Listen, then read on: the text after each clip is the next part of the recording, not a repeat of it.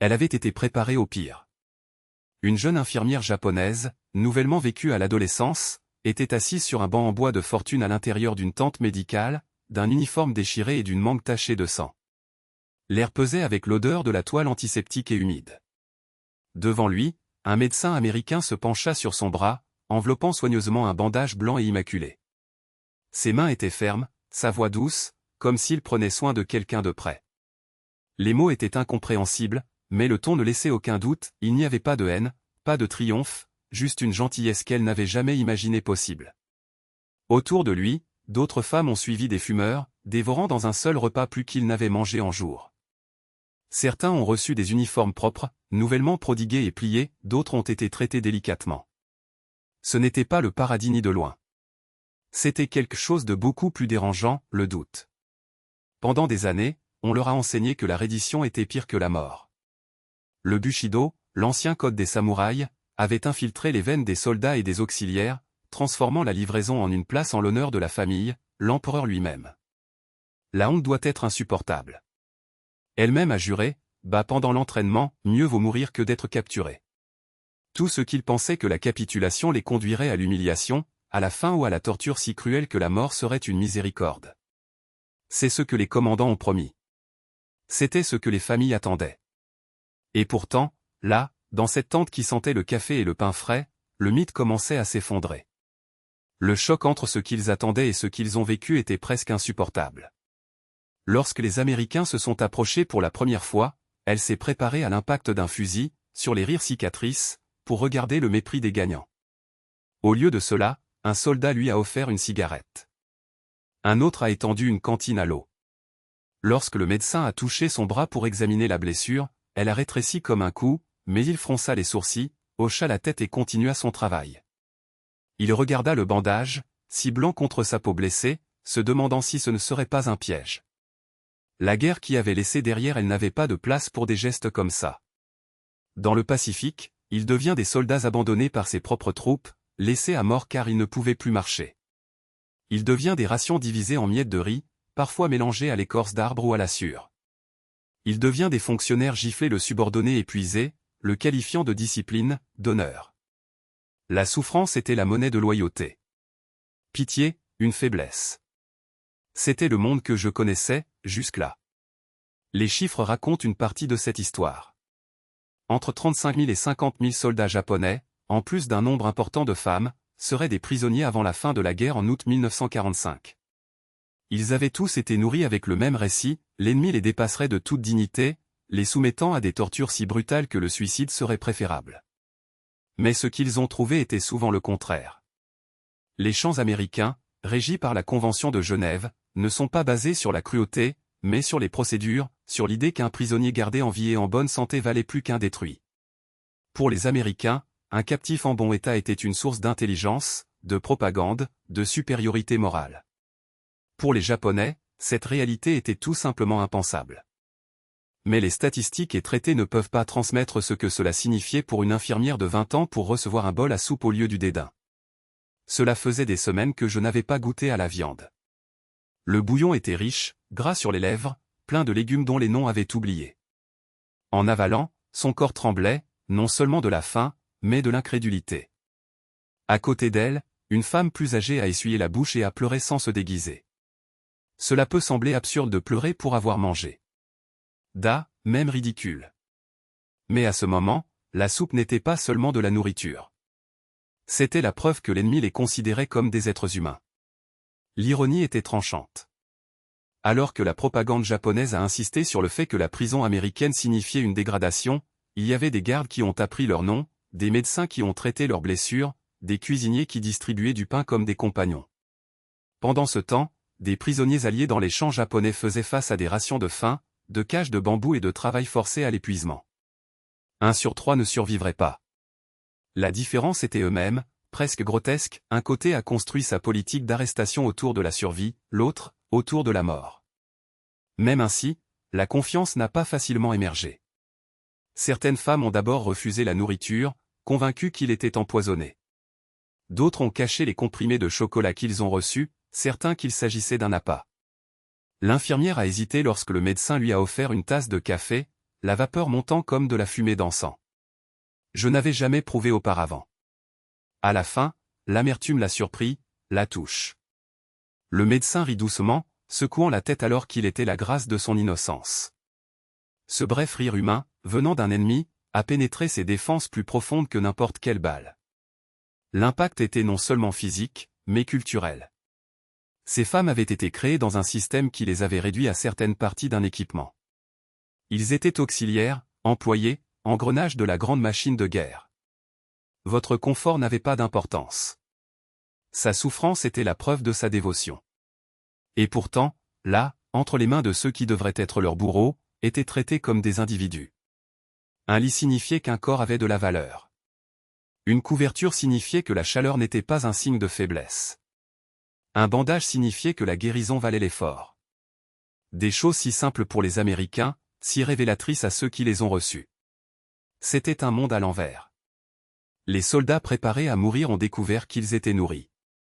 Les infirmières prêtes à être humiliées ont trouvé le respect.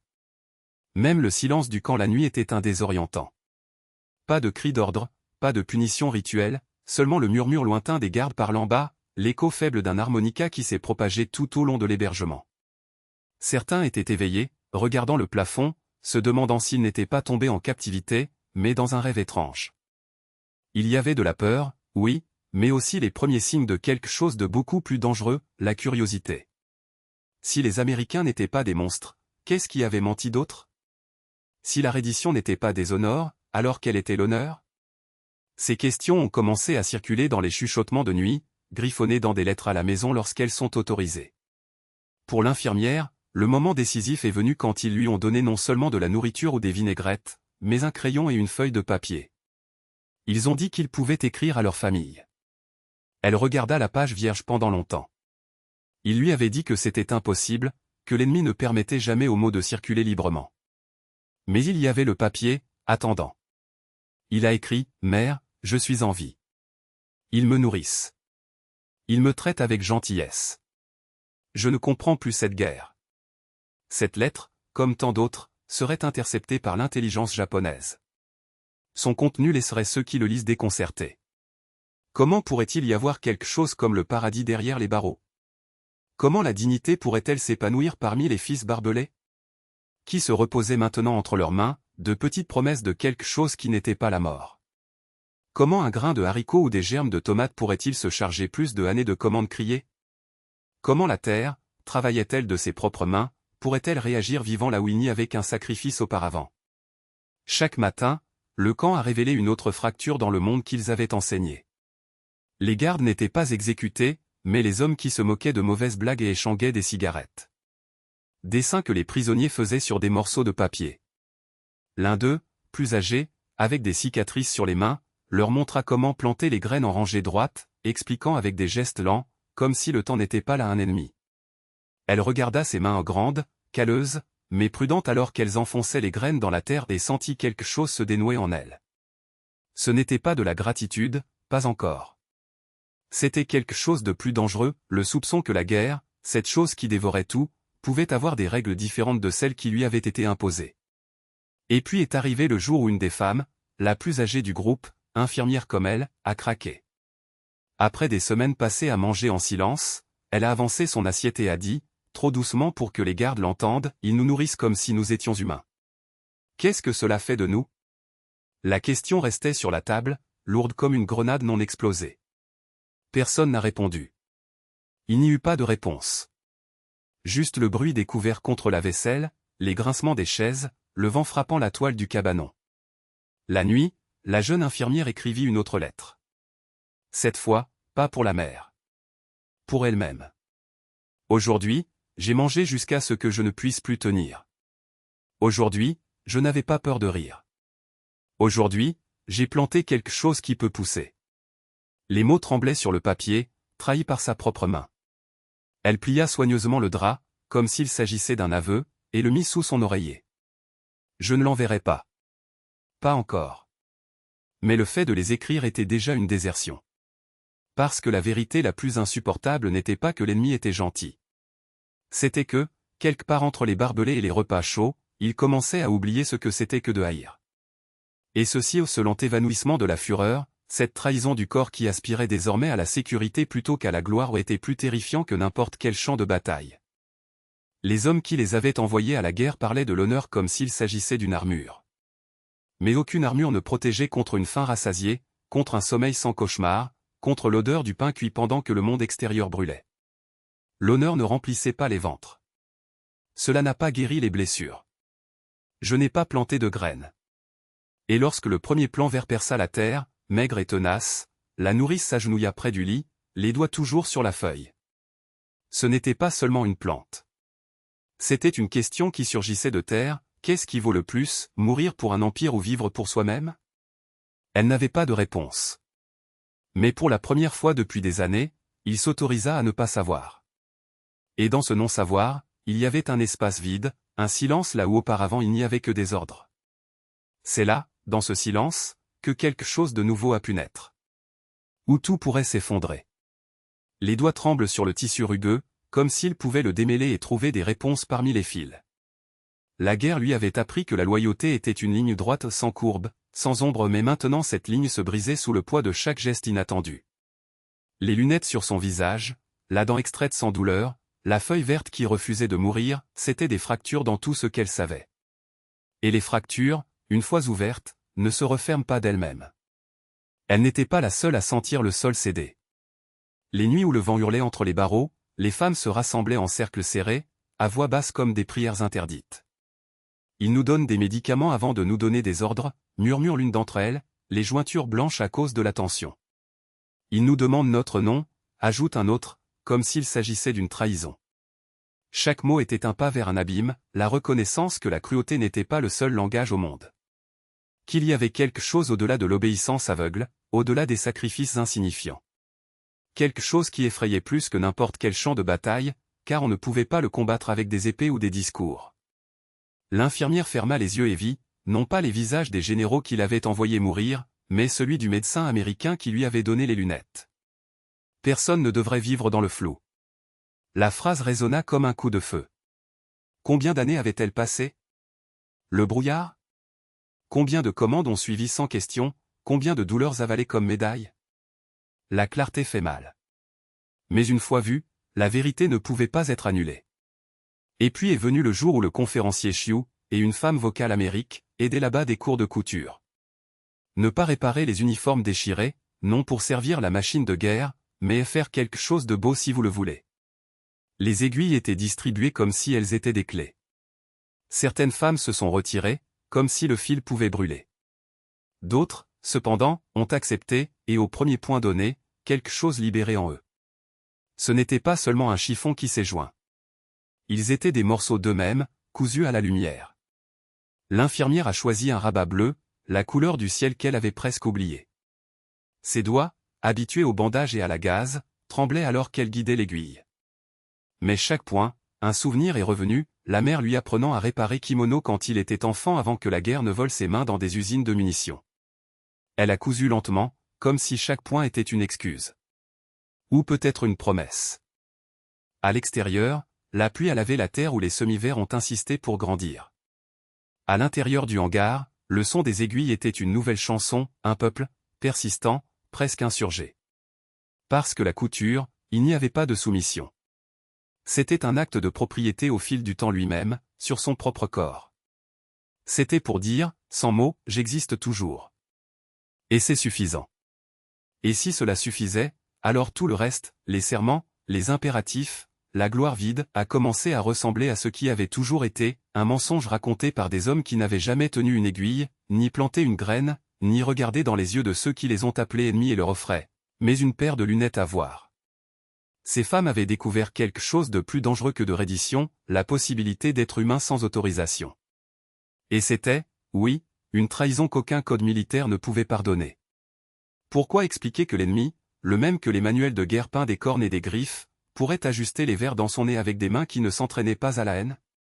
Comment concilier le fait que, parmi les bars, ils avaient prouvé un chocolat qui n'était pas du poison, a entendu une chanson qui n'était pas en funérailles, a reçu un nom qui n'était pas seulement un numéro? La guerre les avait jetés dans un abîme de contradictions, et maintenant, de retour à la patrie, ils ont transporté avec eux la preuve vivante que le monde n'était pas seulement fait de drapeaux et de baïonnettes. Le Japon qui les a reçus était un fantôme qu'il ne l'était. Les villes auparavant fières s'inclinent désormais comme les vieilles mots de dos. Les rues sont aigries et fins, et les yeux des enfants brillaient trop, comme s'ils cherchaient, dans le vide, quelque chose que l'Empire ne pouvait plus donner. C'est dans ce scénario que les anciens prisonniers ont marché, étranges dans leur propre pays. Certains, comme l'infirmière, ont essayé de coudre les morceaux d'une vie que la guerre avait déchirée. D'autres, cependant, ont découvert qu'il n'y avait pas de ligne suffisamment forte pour unir ce qu'ils avaient été dans ce qu'ils sont devenus. Vous avez changé, chuchotait la mère de l'infirmière, tandis que les deux partageaient un bol de soupe aux herbes, si clair qu'elle n'a presque laissé aucune marque au fond de l'assiette. Ce n'était pas une accusation. C'était un regret, ou peut-être une reconnaissance. Parce que oui, elle avait changé. Pas de ce qu'il avait perdu, mais d'après ce qu'il n'avait pas gagné involontairement, le souvenir qu'il y avait un monde où la faim n'était pas la vertu, où la douleur n'était pas une médaille, où une paire de lunettes pouvait être livrée sans, en retour, la loyauté ou le sang était nécessaire. Et puis les murmures ont commencé. D'abord sur les marchés, puis en ligne pour les rations, jusqu'à ce qu'ils atteignent les oreilles de ceux qui croyaient encore que l'honneur intervient dans les cadavres. Ils sont revenus différents, ont-ils dit. Ils ont été corrompus. Comme si l'humanité était une maladie, comme si la compassion était une tâche. Mais il y avait d'autres voix, inférieures mais obstinées. Des voix de femmes qui, la nuit, ont dit haut. Les îles des infirmières américaines qui les ont traités par leur nom, sur les soldats qui divisaient les cigarettes comme s'ils étaient du pain divisé. Des voix qui ont demandé en secret, et si nous le méritons aussi?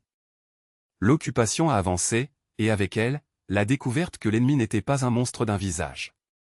C'était un homme qui sourit en livrant une couverture, une femme qui pleurait quand elle a vu un enfant affamé. C'était la preuve que la guerre, dans sa cruauté, n'avait pas réussi à effacer une simple vérité, que même dans les champs de bataille, la dignité pourrait être un acte de rébellion.